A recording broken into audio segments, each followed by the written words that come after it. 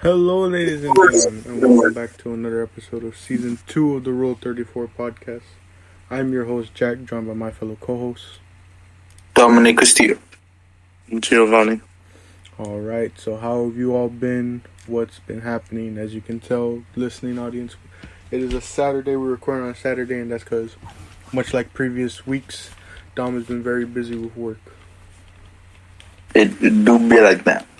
But I have my little reasons here and there. I mean, first of all, work has been a little bit busy. The season is, finally opening up. We have the LA Kings, I think, their first game this Sunday. And then we're going to have the Lakers next weekend as well. So it's going to be a little intense. It's going to be a little intense. But I'm going to try to fit in time for the podcast. This Friday, I didn't get to work because there was also a game in the Rose Bowl in Pasadena. It was UCLA versus the Washington Huskies. They were both undefeated teams, but UCLA destroyed them, I think, by like a 25, 30-point lead or something like that. I think the game ended off 44-16 or something like that. But UCLA still reigns undefeated. So, Jack, good stuff. Your team is still winning, so that's only for the work stuff. But for other personal responsibilities, I'm still working on my room car. I think its suspension might be kind of messed up, but it still drives. I'm surprised it still drives. What else has been going on? Also, some news. I think today marks the 9th anniversary ever since the release of Grand Theft Auto 5, which is pretty insane considering I think there's the fact that it's been 9 years ever since the game's been released is crazy. And in a year the game is gonna be out for an entire decade, and there's people still gonna be playing the game, still waiting upon the next release of Grand Theft Auto 6, which has been leaked as what we said before. What else has been going on? Coolio Nothing passed away. Rest in peace to Coolio. Oh yeah, Coolio died unfortunately at age 59. Poor guy. Rest in peace to that man. Rest in peace, indeed. What's it called? What about you, Gio? What's been going on with you in these past couple of days? Well, since Monday, really. I have some very great news, actually. The homie Dominic set me up at his job. Oh, And right. they're doing the background check for me right now.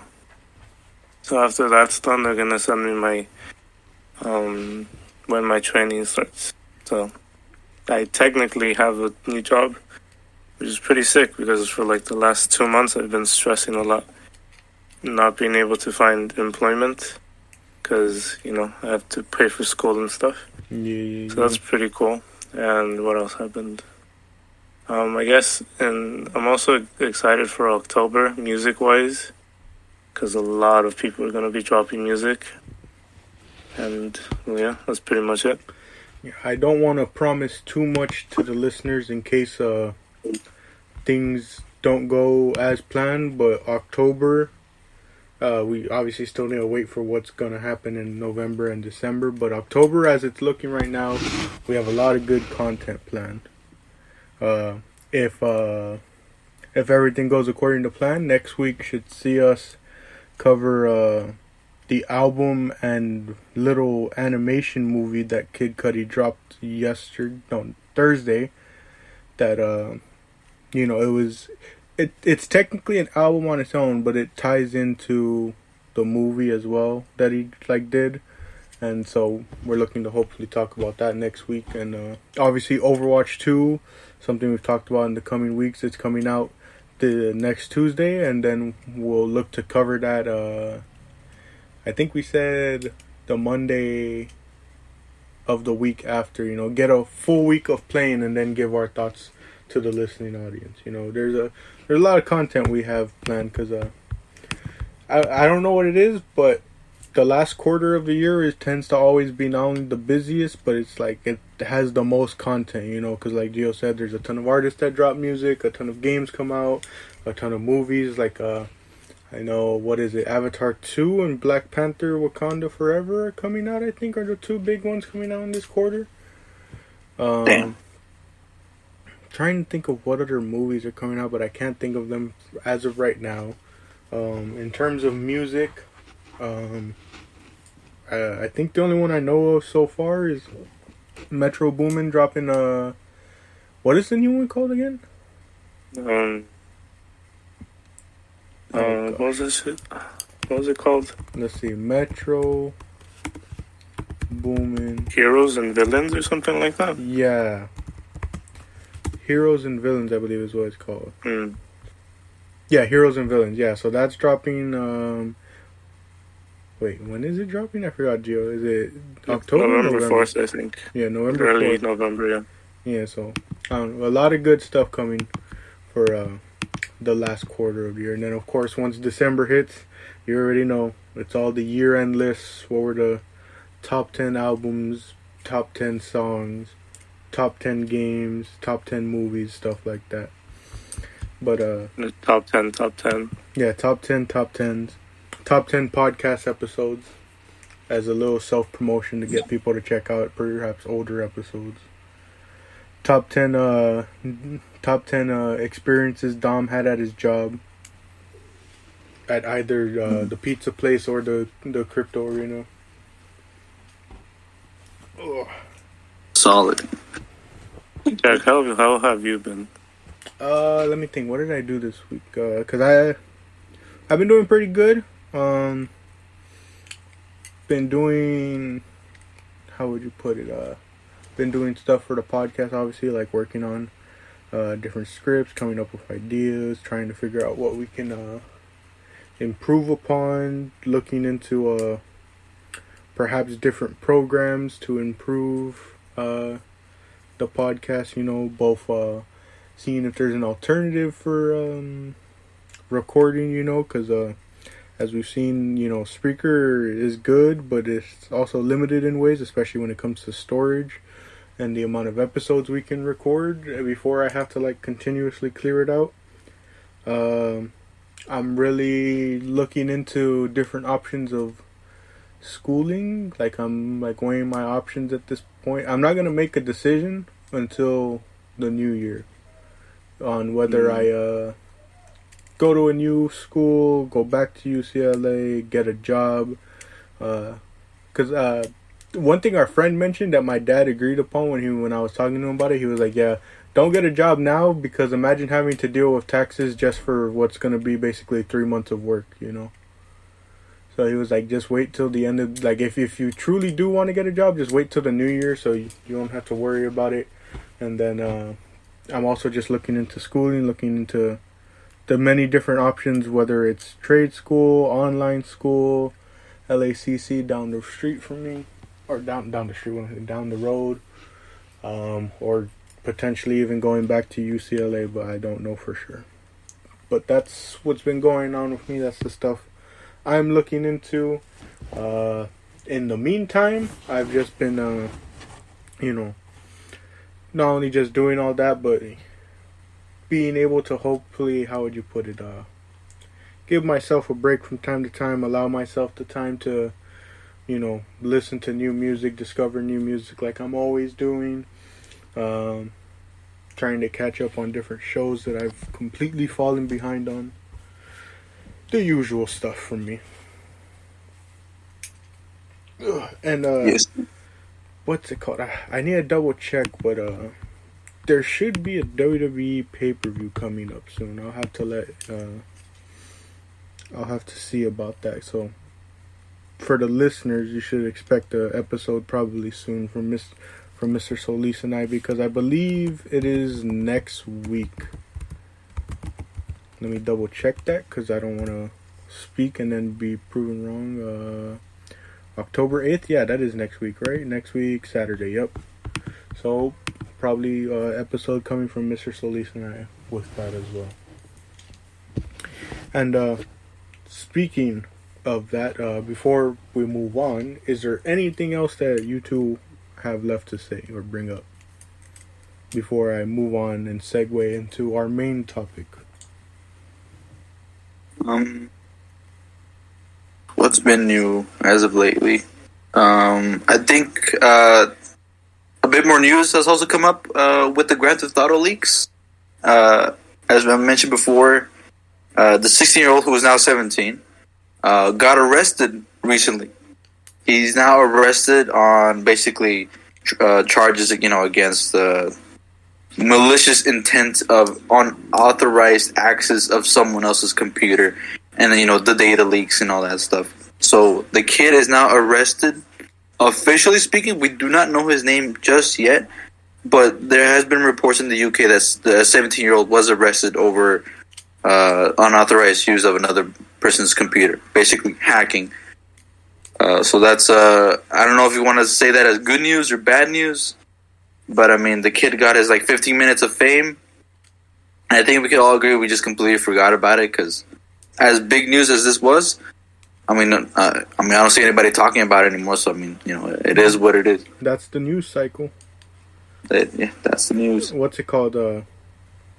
Was it Drake? I think it was Drake's mom was the one that told him to live by the 72-hour rule, which is basically after 72 hours, if no one's talking about it, then there's no reason to worry about it, because of just how fast the news cycle moves, especially with the celebrity world.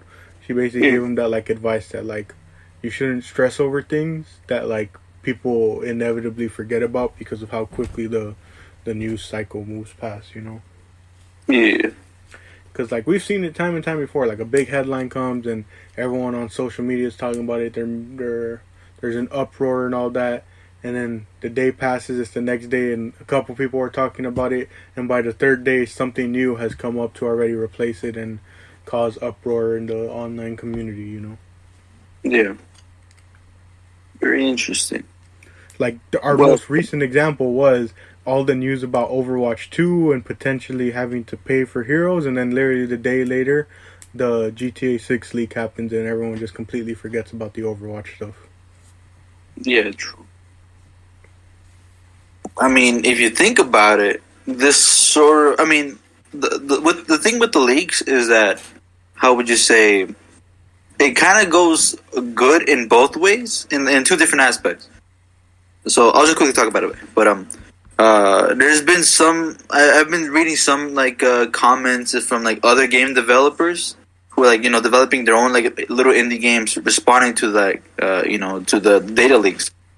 And for some reason, as negative as an impact this places on Rockstar, it's actually been a positive thing for... How would you say, for the indie developers, because they see that even though as big as a company as Rockstar is, they still technically have their faults. You know what I mean, in terms of developing, but as well as the data leakage. So and that's one thing. But also another thing is that it kind of draws attention towards Rockstar and away from other, as you mentioned, Jack, away from other. Although it might seem as a bad thing, maybe in the case of Overwatch, because they're about to release the game, for other game companies, it might take off the heat off of them. For example, EA, right? They're getting a huge flack because they're horrible games that are released every year. Or for example, maybe even more Overwatch, it might seem as a good thing because it might give them a bit more time to focus on developing the game and make sure it's polished 100% before it's released. Because if there's too much heat on them.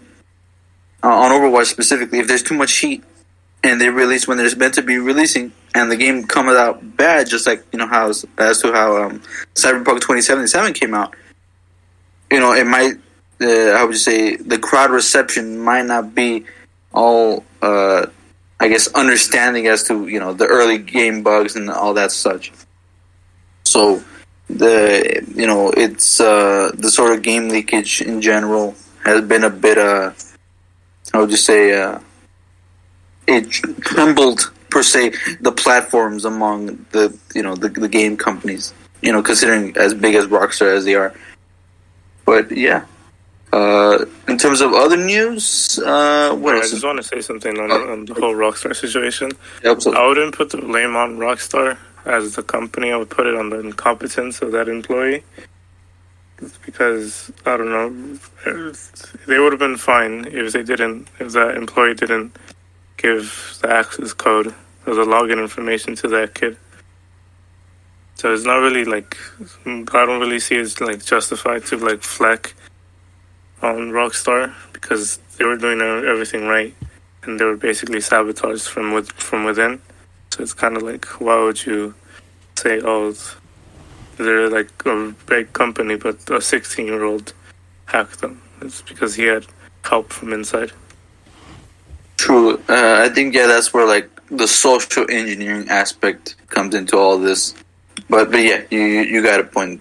Like, I'm not sure how one even manages to just give away like an admin password but I mean, I guess the kid was able just to like, I guess not negotiate, but like I guess implement his way himself into the systems, into a Rockstar employees, just and get the password. But like, I mean, I still wonder who is the employee, and I wonder what happened to him, if there was any repercussions, because this is huge. The fact that the game got leaked years before it's probably going to be released back in it all went to like what, 2023, maybe 2024. God knows, maybe in 2025. But yeah, it's going to be a crazy ride. Yeah. In other news, what else do I have here? I think the Twitch communities has gone very far apart. I'm not sure if we already talked about this, but in Twitch.tv, it's not going very swell for the people over there.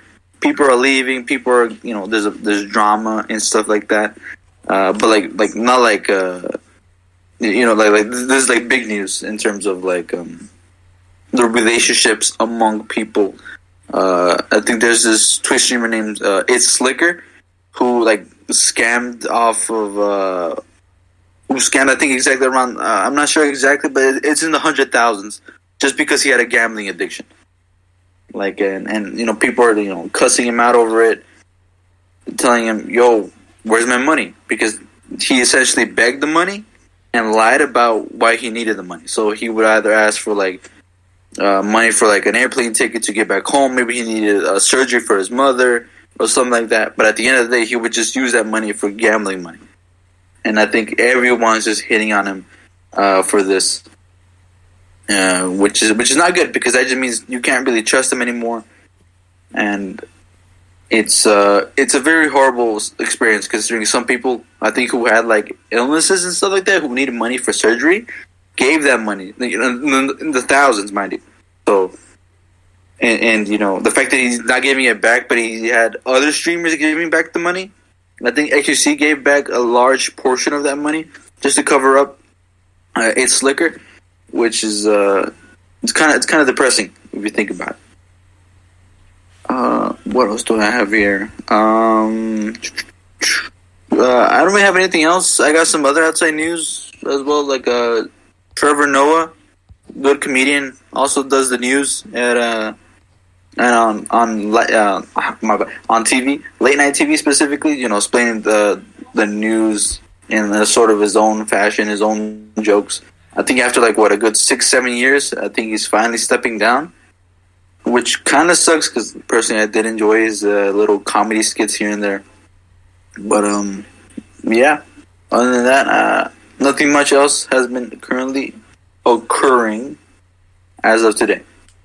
Also, in my vicinity, I think a person got stabbed. That's one way to end your segment, I guess. That is one hell of a way to just transition seamlessly from talking about a gambling addict to talking about Trevor Noah stepping away to someone getting stabbed in your neighborhood. Yeah. Oh, also, my bad. We can't also forget. I'm surprised you didn't mention the Deadpool Wolverine thing. Oh, that's right. Yeah, Hugh Jackman is rumored, It's confirmed at this point. It's confirmed he's in the movie, but there is no confirmation that this man is actually going to play Wolverine again, because I know the Deadpool movies. This man, I've said it once, and I'll say it again. I am fully expecting for Wolverine to be some 5-second throwaway cameo in the movie, because that's just how Deadpool works. You know, he's gonna troll the people like that. He's gonna get them to watch the movie like that, and then boom, he's like a 5-second throwaway cameo. Dude, you know what would be funny if they're like, I don't know, like during at some point of the story they need to like recruit people, and then someone says, "Oh, what about Wolverine?" And then it just pans to his tombstone. He's like, "No, we can't." I know people want a scene where like they show the tombstone from Logan, and like the SpongeBob scene, Deadpool looks in and goes, "Am I really gonna defile this grave for money?" And then he just starts digging it up. But yeah, that was pretty big news. Pretty surprising to see Hugh Jackman coming back. You know, Marvel probably gave him a big old bag to come back, but I'm not too hopeful. I mean, if he does actually appear in Deadpool 3, that's pretty insane to see him come back. It likely means he's gonna show up for the eventual Secret Wars movie. You know, that's gonna see a lot of the older actors pull up because of the whole multiverse type stuff. But I don't have confidence in the fact that he's gonna stay in the role, because he's getting up there in age, and if they want to continue movies for the next decade and more, I doubt they can realistically have him be their Wolverine going forward. You know, it's like the fact that Robert Downey Jr. and Chris Evans sort of retired from Iron Man and Captain America. It's like, well, not only were they getting up there in age, but also it's like I felt like both just kind of felt there was nothing more to do with their characters, and that they both, well, I don't know what Robert Downey Jr.'s been doing, but I know Chris Evans, like as soon as he retired from Captain America, he started like basically trying out other movie roles, you know, like not just solely superhero or action. Because I don't know if you guys saw Knives Out, but he was pretty good in that movie. And that one was he like started doing voice line work too, or voice acting. I heard about that. Yeah. Yeah. So I have similar thinking when it comes to Hugh Jackman, because I don't see them using him like going forward. You know, apparently the reason we haven't seen any X-Men stuff announced is because Marvel can't recast any of the characters till like 2025 or something like that, which is why the Avenger movies are going to take place, I think, in 2026. I think it is. Let me just double check this because I don't want to sound stupid, but like I'm pretty sure the Avengers Kang Dynasty one is going to be like 2026, I think. Oh no, it's November 7th, 2025.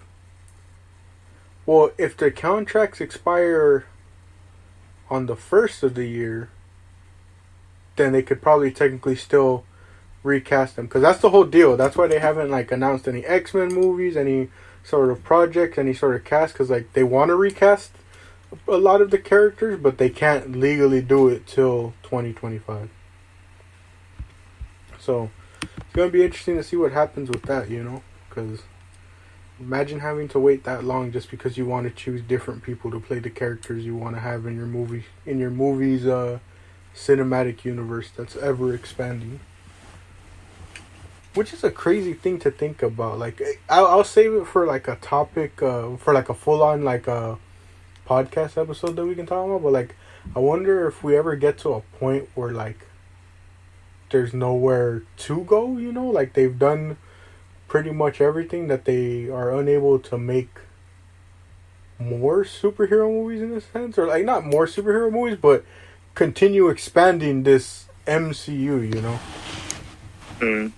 I was gonna like suggest, I know it's gonna be like a lot of work, but I think we should do like a review on like how the MCU is going forward, because I've seen like a lot of like the casual fans really love it, but then the people who are like a little bit more diehard into the comments, they like really hate how their favorite superheroes are being portrayed. So it would be like an interesting discussion, I guess, from like our perspective. Yeah, I definitely a lot that can be done in terms of the MCU.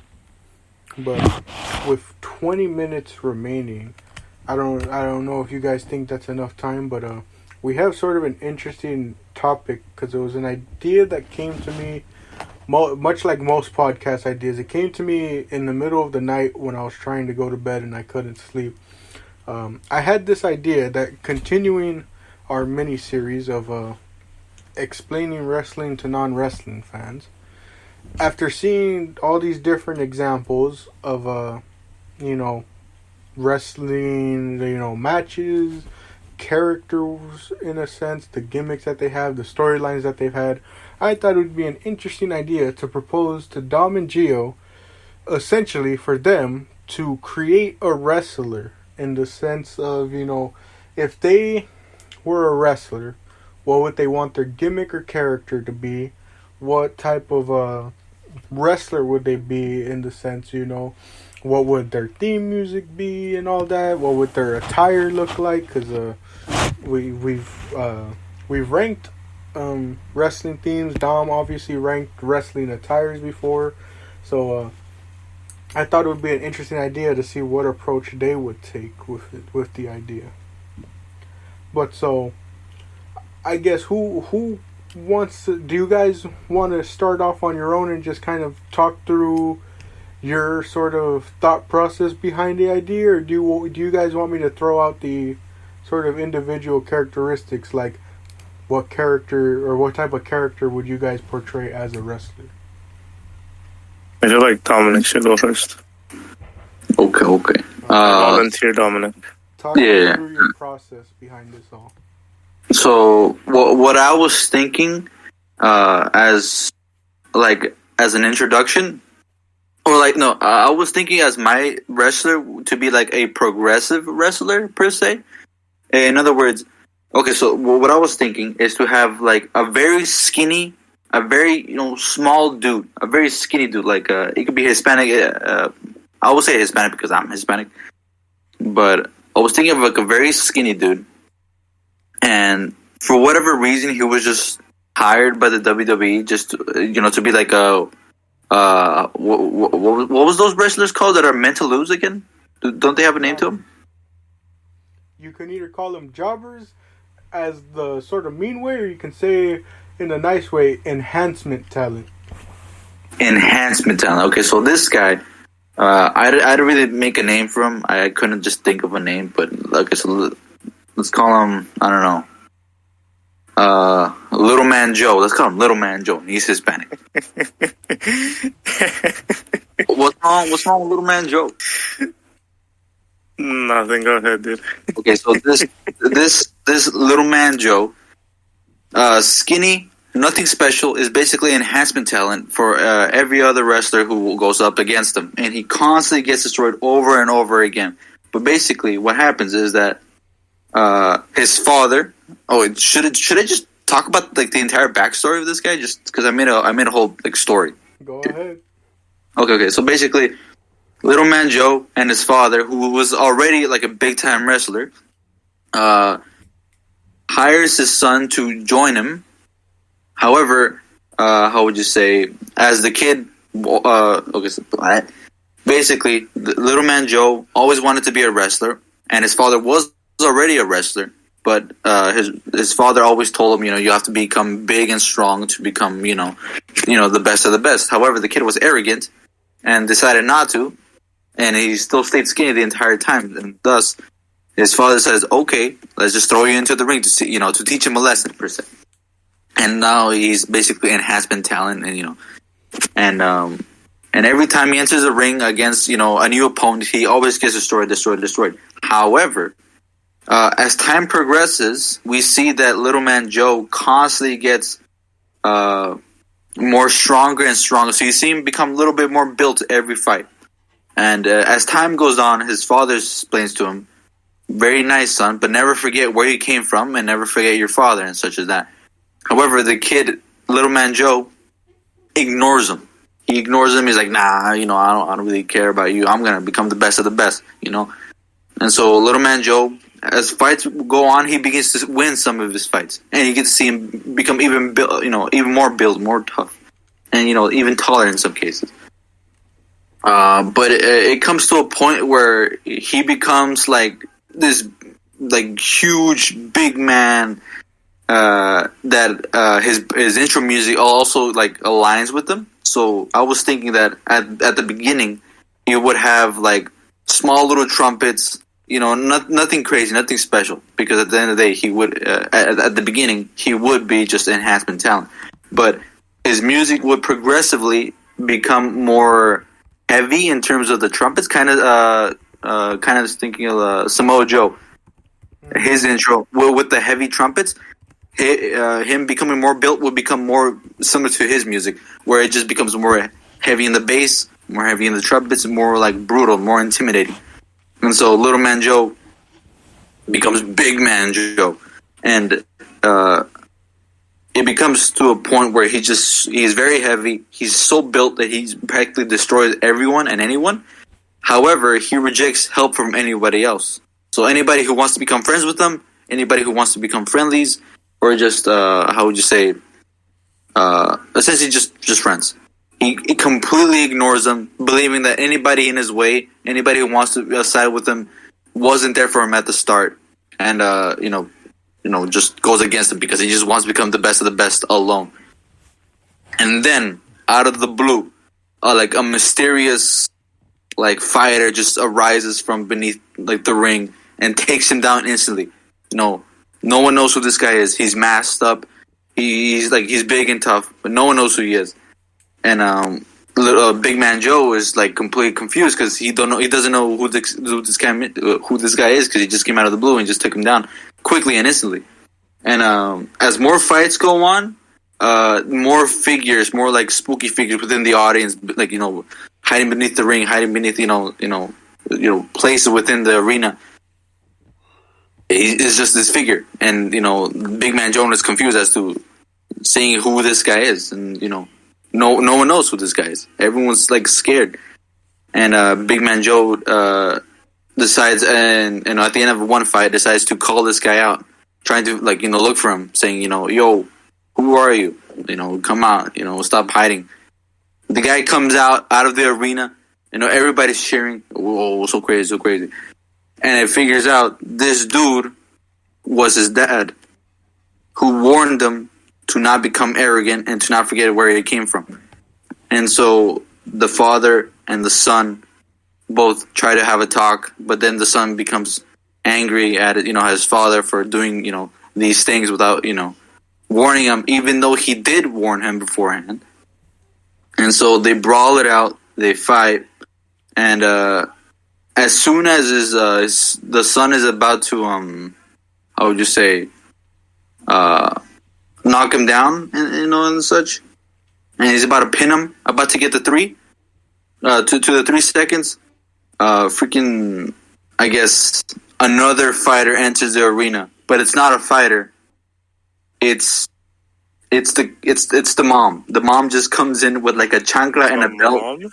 The mom just comes in with the chancla and a belt, like outside of the audience, and just grabs the Big Man Joe by the ear, smacks him with the chancla, and it just drags him outside of the ring while the father, although almost beaten because Big Man Joe got big, not in that way, but he essentially wins. Oh yeah. my gosh. There's no way he just did that. What a build up of a character, I was not expecting something like that, but I guarantee you that could be highly entertaining to so many people. They would take joy in the fact of going from little man to big man, and then the payoff of the story is the mother coming in and being the typical Hispanic mother and teaching the kids watching the lesson that as big and strong as you get, you ain't gonna be stronger than your parents, more specifically your Hispanic mother. Exactly. That is too funny. And before I ask Gio, I want to ask quickly, Dom, because you'll see it a couple times. I know you described what his entrance music would be in a way similar to Samoa Joe's, but let's say for a one-off special sort of entrance, if you had to choose a real song, what would his entrance song be? Well, I mean, that's the thing, though. I would have it like a progressive. So, like, at the start when he's skinny, and he's weak, he would have like trumpets again. Oh, think of it as Samoa Joe's intro, but just more light. Not as heavy, not as intimidating. But it would, as time goes on, it would become essentially Samoa Joe's intro, because it's heavy with the trumpets. Or what was it? Pink Eyes. What was it? Filthy Frank Says. I'm not sure if have you ever heard what that song is, but the trumpets in that song, those are very heavy, which is similar to what Samoa Joe's intro is. Pink Eyes, Filthy Frank Says. The introduction, the sample, in and of itself is very good. I forgot the name of the sample. I could quickly search it up. But something similar to that is what I would believe is to be like an intimidating intro for when he becomes built and heavy in terms of weight and his muscle, and such as that. All right. And that's what I believe is a good introduction for when he becomes the big man Joe. All right.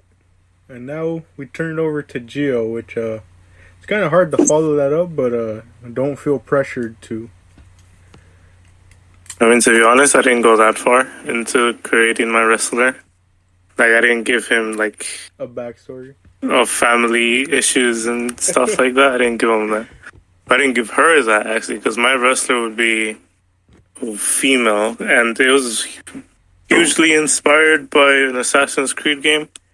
It's called Assassin's Creed Chronicles China, where the main protagonist is Xiao Jun, and she's basically like in feudal China, and her point of the story in that game is her restoring the assassins and their creed.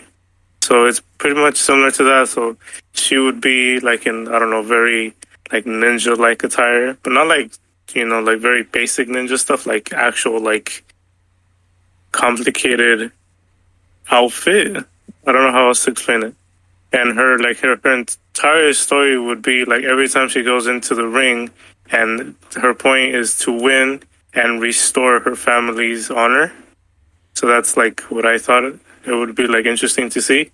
And like for the whole like intro music, I really liked what's his name? Shinsuke Nakamura's like intro. Was it called Rising Sun or something like that? Mm-hmm. So it would be kind of something like that, like very like Oriental strings with like other like aspects of instruments, like violins, maybe like organs, maybe like the piano organs, like those really like heavy ones. Mm-hmm. Mm-hmm. What else? I really do like. I like how like in the game she has like a black and red outfit, and for like DLC she has like a white and red outfit. I think I'm gonna go with white and red because it's just, I don't know, black is like overdone really. So like a white and red, and like when she enters, or like when her theme music starts playing, she comes in and she does like this, like, have you seen those like fire dances where they have like sticks with fire and then like they do like these cool like fluid motions with them, basically like that.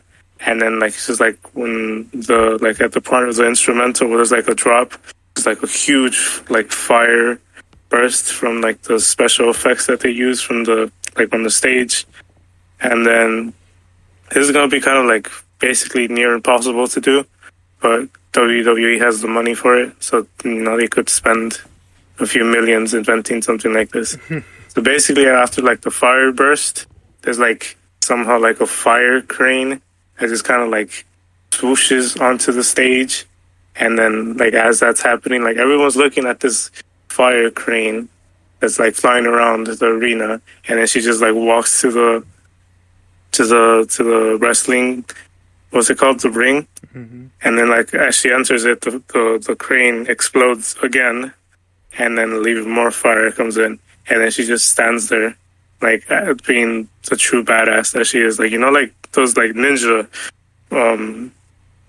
poses, you know what I mean? Yeah. And then she would have like very ninja moves, kind of like not like Rey Mysterio, because that's not really ninja stuff, that's just like very like acrobatic, I guess. Yeah. But like you know what I mean? Like very like over the top, high kicks, and then she does like 30,000 spins, and then she kicks you in the face, and then like her character's like very like over the top, to make it like interesting, like visually. But like her purpose is just to restore family to her, honor to her non-existing family, and yeah, that's basically who my wrestler would be. And it's interesting that you brought up the wrestling style, because that was something I was gonna ask. Because there's many different wrestling styles. There's the brawlers, there's the technicians, which work a more like submission and limb-based style. There's, oh my gosh, what is the word I'm looking for? Striker, which is kind of similar to what you were saying about like the kicks and strikes. There's there's actually regional based even wrestling styles, because Japan and in like the British scene are known for basically strong style, where they like just, even though it's scripted fighting, they basically shoot fight each other and they don't hold back when they're striking each other. There's the cruiserweight style, which is very like acrobatic, like you were saying. There's obviously the lucha style, which to any wrestling fans who think cruiserweight style and lucha style are the same thing, they are not, because some of the things I've seen lucha wrestlers pull off is something I've not seen even some cruiserweight wrestlers be able to pull off. But that being said, real quickly, Dom, because there's 3 minutes left, what style would your guy work? Because I know obviously he gets big later on, but from progression, what wrestling style do you think he starts with and then finishes off with? I think since he would be skinny at first, he would want to be like, sort of like, as you mentioned, like a technician per se. Basically, maybe not like as a technician, but like since he's small and he's quick with it, he would be just like very swift. He would just like try to like dodge, and since using his short, small form, he would be able to dodge and all that stuff. He would still get destroyed regardless, but once he's the big guy, the built guy, he would eventually progressively become more of a sort of brawler. Just with pure brute force, he would just use his big heavyweight muscles just to bring down anybody. That's how I see things to be done in terms of the progression. Just overall, from small, fast, to, as time goes on, more slower but more stronger, to a brawler sort of standpoint. And we have about 1:40 remaining, so it was a bit of a short segment, but a lot to get out of. Do you guys have time for a part 2? Do you guys want to do a part 2? Not like a full part 2, just to give Jack more time to talk about what he has in mind for his wrestler. Well, I can actually wrap mine up in this 1:20, because I sadly want to say I'm not as creative as you guys, because my whole thing was, if I were to ever create a wrestler, it would be very similar to the Acclaimed, where it's like not necessarily a full-on like rapper game, but I've always thought the wrestler should just be like this party sort of gimmick. And though it's impossible to do now because of copyright and all that, my whole gimmick would have been having a different like actual song as the entrance, like moving forward. Like anytime he appears, it's a different entrance. And AEW has an event called Double or Nothing, which is very casino based and happens in Las Vegas. And for a one-off appearance there, I would love for the wrestler to come out to a Coin by IU as a special one-off appearance. But with that being said, I don't know. You'll see if there's a part 2 or not after we discuss this. But with 25 seconds remaining right now, thank you for joining for this episode. If there is no part 2, I've been your host, Jack, joined by my fellow co-hosts, Dominic Castillo. Dominic Castillo. Thank you all for joining for this episode of Season 3. If there is a part 2, we'll see you there. But if not, remember, if it exists, we have an opinion on it. Thank you, and we will catch you on the next episode.